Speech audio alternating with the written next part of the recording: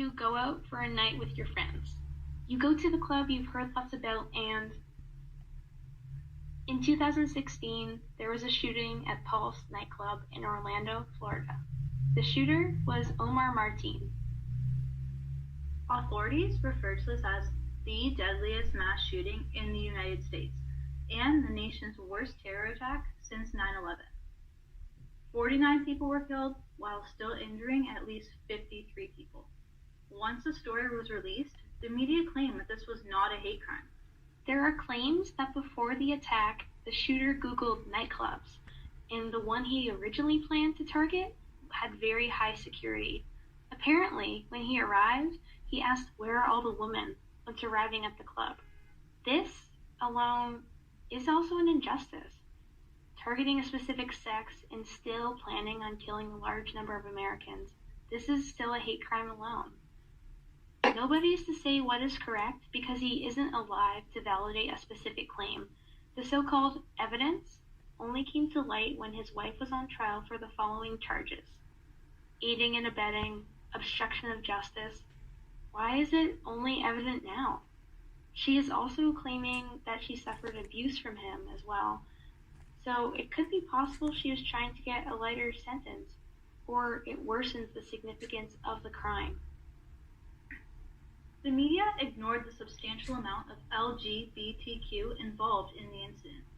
The exact statement used by the clientele who survived and their families was, "This was undeniably a homophobic hate crime." Statements from witnesses can make you imagine how terrible this event was. The fact that gunshots were continuous, imagine they lasted a whole song long. It does not seem that one specific person was targeted. In other words, how could it not be a hate crime? Our team came prepared, carrying an assault rifle and a pistol. The chief of police, who has obviously seen many cases similar, had even said he was well organized and prepared. Even President Obama addressed the nation saying, "We know enough to say this was an act of terror and hate." Omar's parents told authorities he had seen two men kiss on Miami and expressed outrage. How could this not be an executed plan?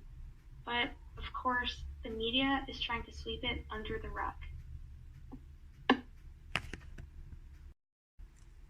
This was undeniably a devastating event in time. Victims and their families deserve justice. Shortly after the shooting, Pulse for Orlando was formed. This is a non-profit organization which brought money directly to survivors and the families of the victims. They raised over $325,000.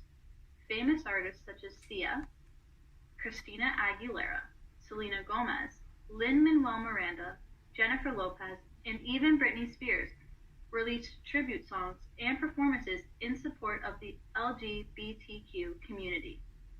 President Barack Obama addressed the government to pursue the investigation and to further support the community.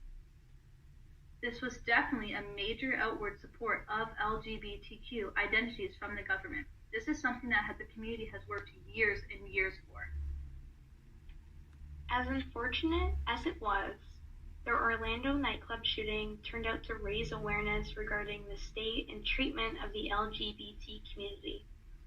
And even if the media tries to spin it, this event serves as a reminder that the injustice that still exists and that there is still work to be done.